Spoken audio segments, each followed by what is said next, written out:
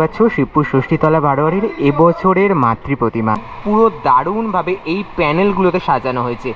পঞ্জিকা 1432 বিভিন্ন অংশ এইগুলো ইনস্টল হবে হয়তো আগামী দিনে।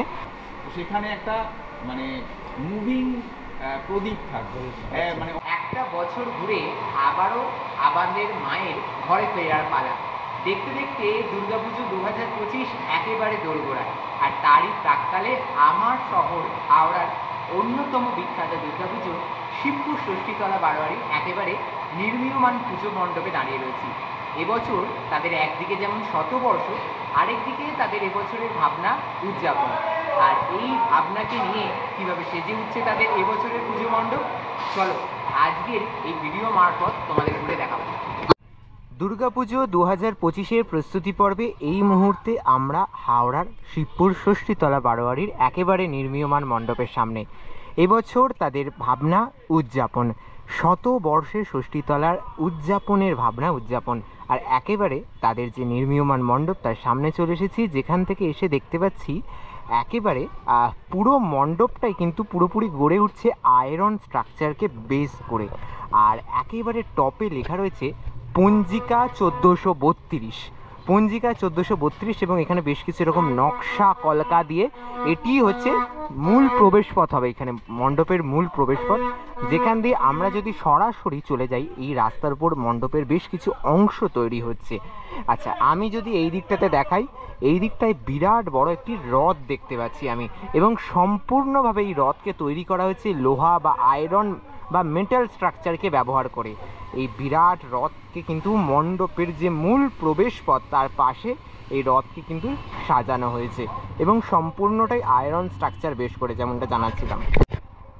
একেবারে মূল প্রবেশপথ যেটি রয়েছে তার একেবারে ওপরের দিকে কিন্তু এখন জোর কদমে কাজ চলছে। আয়রন স্ট্রাকচার, টিন, এই ধরনের কিন্তু মানে পুরোপুরি মেটাল যে সমস্ত আয়রন মেটেরিয়াল রয়েছে সেইগুলোকে ব্যবহার করে কিন্তু ওপরের দিকে কাজ চলছে।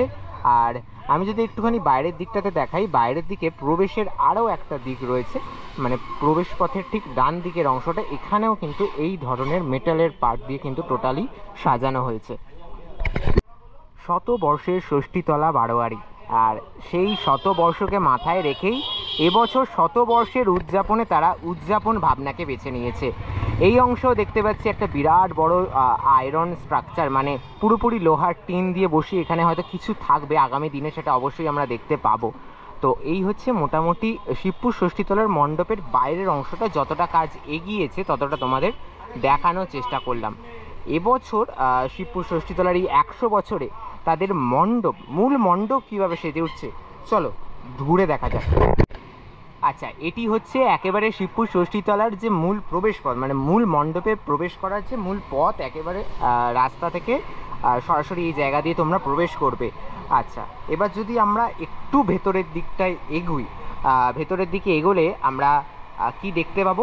ভেতরে কিন্তু আমি দেখতে পাচ্ছি পুরো মণ্ডপের মানে A to Z, যদি বলি A to Z পার্টই কিন্তু লোহার স্ট্রাকচার, আয়রন বেস স্ট্রাকচার, এই সমস্ত কিছু দিয়ে তৈরি করা হয়েছে।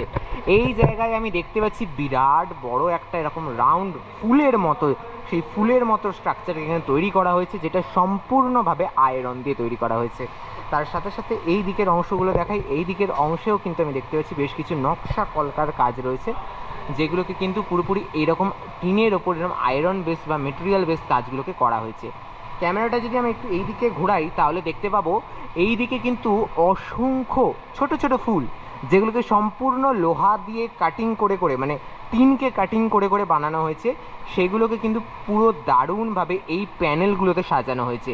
এই জায়গাগুলো কিন্তু দেখতে অপূর্ব লাগছে, মানে এর ওপর হয়তো আগামী দিনে হয়তো কিছু কাজ হবে, তখন আরও সুন্দর হয়ে উঠবে এই জায়গা।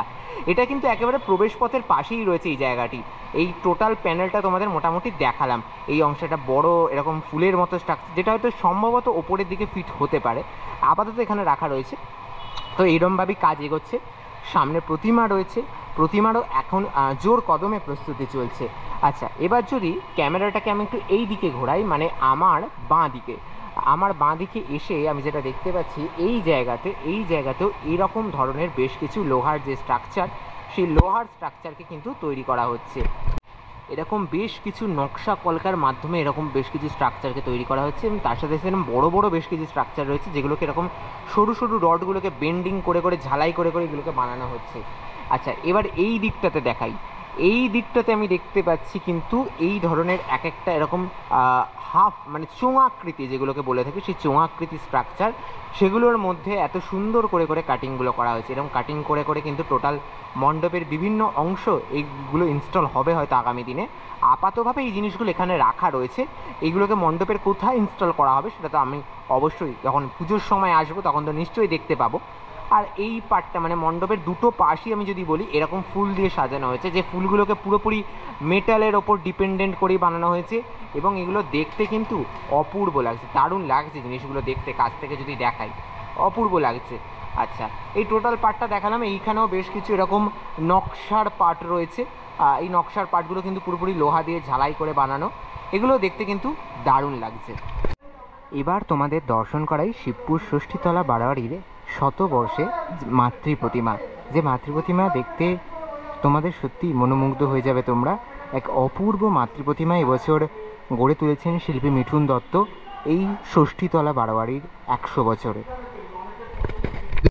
এই মুহূর্তে তোমরা দেখতে পাচ্ছ শিবপুর ষষ্ঠীতলা বারোয়ারির এবছরের মাতৃ প্রতিমা, এক অপূর্ব মাতৃ প্রতিমা। মাতৃ প্রতিমার রঙের কাজ অনেকাংশে সমাপ্ত হয়েছে, এবং মায়ের পুরো সংসার এই এক ফ্রেমে আমরা দেখানোর চেষ্টা করছি।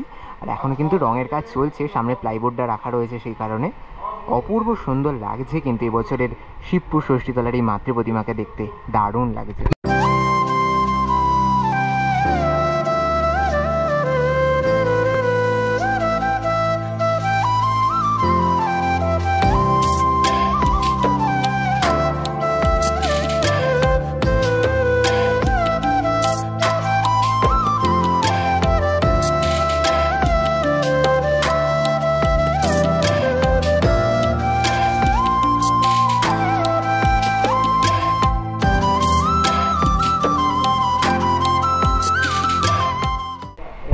পুজোর তো বাকি আর 30 দিনও বাকি নেই, তো সমগ্র এবছরের ষষ্ঠীতলার দায়িত্বে তুমি আছো।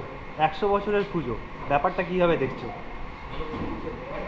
100 বছরের পুজো মানে তো একটা অন্যরকম এক্সাইটমেন্ট থাকে। সেটা যেমন পুজো কমিটির অ্যাঙ্গেল থেকে তাদের একটা 100 বছরের প্রতীক্ষা, সেই পুজোটার উদযাপন করা। আর যেহেতু এই 100 বছরের একটা বড় এক্সপেকটেশন পুজো কমিটির আছে, আমার উপর একটা বাড়তি চাপ আছে, কারণ অন্যান্য বছরের থেকে এই বছরটা আলাদা। প্রত্যেকের সব কিছু মানে সেটা ধরো মানে মণ্ডপ থেকে শুরু করে প্রতিমা সব কিছুর মধ্যেই তাদের একটা বাড়তি পাওনা আছে, যেটা যেই কাজ করুক, আমি যেহেতু কাজ করছি আমার থেকে বিগত 4 বছরের যে এক্সপেকটেশন ছিল এই বছরের এক্সপেকটেশনটা অনেকটা অত, মানে এটা ছাপিয়ে যেতে হবে। তো ফলে তো একটা শিল্প তৈরি হওয়ার আগেই তো বোঝা যায় না সেটা ভালো হবে না খারাপ হবে, যে ভালো হওয়ার একটা চাপ আমার উপর আছে, সেটা কি করে ভালো কতটা হতে পারে আমি সেটা প্রত্যেকটা মানুষের এক্সপ্রেশন দেখে বোঝার চেষ্টা করছি, তারা আদৌ কাজটাতে হ্যাপি নাকি অন্য কিছু আমায় আরও করতে হলে আরও ফেভারে ভালো হয়। এই চাপের মধ্যে, এটা আমি চাপ বলবো না, এটা একটা জার্নি, যে জার্নিটার মধ্যে দিয়ে যত আমরা ব্যাপারটাকে ফাইন টিউনিং করতে পারবো তত বিষয়টা ভালো থেকে ভালোর দিকে যাবে। চাপ বলতে এইটাই। এখানে দেখছি ইনস্ট্রুমেন্ট বেসিক্যালি এখানে লোহার স্ট্রাকচার প্রচুর আছে, তো কনসেপ্টটা ব্যাপারে যদি মানে বিশ্লেষণ করো। প্রথম হচ্ছে যে এই যে আয়রন স্ট্রাকচারটা, এই আয়রন স্ট্রাকচারের মানে ব্যাপার মিডিয়ামটা আয়রন স্ট্রাকচার, এটা কিন্তু ইন্টেনশনালি নয়। এটা যখন ভাবনাটা আমি ভাবতে যাই, যেহেতু আমি বিগত 3 বছরের পুজোটা এদের করেছি, প্রতিমাটা ডেফিনেটলি আমি করিনি, এবছর আমার প্রথম, তো সেখানে দাঁড়িয়ে একটা পুজোর 100 বছর মানে তো অনেক বড় একটা স্ট্যান্ড, এবং খুব কম পুজো কমিটির ভাগ্যে থাকে 100 বছরের সেলিব্রেশনটা করা। তো সেই দিক থেকে আয়রনটা হচ্ছে এমনই একটা মিডিয়াম যার আলাদা করে একটা স্ট্রংনেস আছে, যার একটা ধরার ক্ষমতা আছে, সেইখান থেকে ভাবনাটা শুরু। আর ওই যে আমি তোমায় বললাম যে 100 ইয়ার সেলিব্রেশন মানে উদযাপনটাই এই কাজটার টাইটেল, যে আমরা 100 বছর উদযাপন করি। উদযাপনের এই পার্টিকুলার ক্ষেত্রে যে মানে ইনার যে কনসেপ্টটা, সেটা হচ্ছে যে আমরা এক বছর দুর্গাপুজো চলে যাওয়ার পর আবার আমরা প্রতীক্ষায় থাকি যে মা আবার কখন আসবে। তার জন্য আমাদের আরও কয়েকটা ফেস্টিভ্যালের মধ্যে দিয়ে যেতে হয়, যেমন আবার একটা নতুন করে নববর্ষ অর্থাৎ ওই লক্ষ্মী গণেশের পুজো দিয়ে শুরু, তখন থেকে একটা খুঁটি পুজো শুরু হয়, তারপরে আবার তার মাঝখানে কিছু ফেস্টিভ্যাল থাকে, তারপর রথযাত্রাটা যখন চলে আসে তখন কিন্তু পুজোর অ্যাকচুয়ালি মানে তৈরি হয়ে যায় সেই উদ্দীপনা। তারপর জন্মাষ্টমী চলে এলো, মানে একদম পুজো কাছাকাছি ছিল। এই যে বিষয়টা, এই প্রতীক্ষাটা আমরা কিসের মাধ্যমে দেখি? আমরা হয় পঞ্জিকা, নাহলে ক্যালেন্ডার, যে কোনো একটা ফলো করি।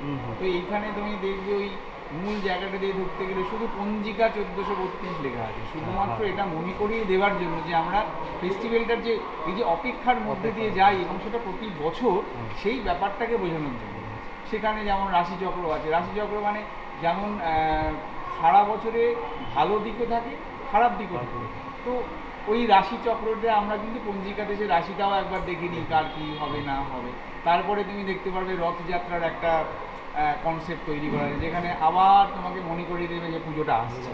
তারপরে তুমি দেখতে পাবে ওখানে জন্মাষ্টমীর একটা ইনস্টলেশন আছে, যেখানে আবার তোমাকে মনে করাবে যে পুজোটা আসছে। হ্যাঁ, তারপরে তুমি দেখতে পাবে একটা জায়গায় যেখানে 6টা ঋতুর চ্যালেঞ্জিং, মানে 6টা ঋতু, মানে এই যে বৈশাখ থেকে একদম বছরের শেষ পর্যন্ত চৈত্র মাস পর্যন্ত আমরা নেগেটিভ এবং পজিটিভ দুটো জার্নির মধ্যে দিয়েই যাই। সেটা তোমাকে কোনো একটা জায়গায় সেটা একটা ক্যালিগ্রাফিক্যাল ডিজাইন থাকবে, যেখান থেকে তুমি ওটাকে রিচ করতে পারবে। প্লাস যেহেতু উদযাপন, অর্থাৎ আমরা মায়ের মূল যে আমাদের ভাবনা, সেটা আমরা মাকে কত ভালো করে তার প্রার্থনাটা করতে যাচ্ছি। তো সেইখানে একটা আরতি রিলেটেড একটা তোমার ইনস্টলেশন থাকবে। তারপর যখন তুমি ভেতরে চলে এলে তখন তুমি দেখবে একটা সিলিন্ড্রিক্যাল ফর্ম, যেখানে আমাদের বাড়ির রিচুয়ালসের যে পুজোগুলো হয়, ধরো লক্ষ্মী পুজো, সরস্বতী পুজো, ঋতু পুজো, হ্যাঁ, এগুলো আমাদের বাড়ির পুজো। সেইখানে কিছু দেবদেবীর ইনস্টলেশন থাকবে, যেটা কিন্তু চলমান, মানে মুভমেন্ট। হ্যাঁ, এবং এই ঘোরানোর কারণটা হচ্ছে যে তোমার একটা বছর গিয়ে আবার একটা বছর আসছে। আচ্ছা, এই মুভমেন্টটা কিন্তু শুধুমাত্র এই যে একটা টেকনিক্যাল এলিমেন্টস তৈরি করতে হবে, ওটা ঘুরতে হবে তার জন্য নয়। ওই যে এক বছর গিয়ে আবার এক বছর আসছে, এটা হচ্ছে তার কনসেপ্ট। তার আগে এই যে প্রার্থনা কথাটা বললাম, আমাদের প্রার্থনার জন্য মূল কি থাকে? আরতি, মানে যখন মা বা যে কোনো ঈশ্বরকে আমরা, সেখানে একটা মানে মুভিং প্রদীপ থাকবে, মানে অনেকগুলো প্রদীপ ওঠানামা করবে। মানে আমরা ট্রাই করছি যে আমাদের প্রার্থনাটাকে কতটা ভালোভাবে সিম্বলাইজ করা। তারপর তুমি যখন একদম মূল জায়গায় চলে এলে তখন তো মাতৃপ্রতিমা থাকে। এই টোটাল জার্নিটা এইটাই। তো এই পুরো কনসেপ্টটা দর্শনার্থীরা কবে থেকে দেখতে পাবে? 21 তারিখ মহালয়া সেদিনই তো ওপেনিং হচ্ছে। আচ্ছা, দর্শনার্থীদের যদি কোনো বার্তা দাও? দর্শনার্থীদের বার্তা তো সবসময় থাকে, একটা শিল্প তৈরি করলে তার মানে সব থেকে বড় এক্সপেকটেশন হচ্ছে মানুষ আসবেন এবং তারা দেখবেন, তারা যত ভালো বলবে কাজটার সার্থকতা তত বেশি পাবে। এবং আমার মনে হয় যে যারা আমরা তো এই আমাদের এটা মানে প্রধান একটা উৎসব, আমি প্রত্যেককেই বলবো যারা ঠাকুর দেখতে ভালোবাসে বা প্যান্ডেল দেখতে ভালোবাসে তারা আসবেন, এবং তাদের ভালো লাগলে আমাদের ভালো লাগবে। ধন্যবাদ দাদা, পুজোর সময় অবশ্যই দেখা হবে। আজকের এই ভিডিওর মাধ্যমে তোমাদেরকে শিবপুর ষষ্ঠীতলা বারোয়ারির এবছরে শতবর্ষের উদযাপন, তার সাথে সাথে তাদের উদযাপনের ভাবনা সম্পর্কে অবগত করার চেষ্টা করলাম কিভাবে তাদের মণ্ডপ সেজে উঠছে তা ঘুরে দেখাতে। আশা করছি ভিডিওটা তোমাদের ভালো লেগেছে। ভালো লেগে থাকলে অবশ্যই ফেস্টিভ বাঙালির সাথে জুড়ে থাকতে হবে। আরও নতুন নতুন পুজোর আপডেট নিয়ে ফিরে আসছি। ততক্ষণের জন্য নিচ্ছি বিদায়। সকলকে অনেক অনেক শুভেচ্ছা।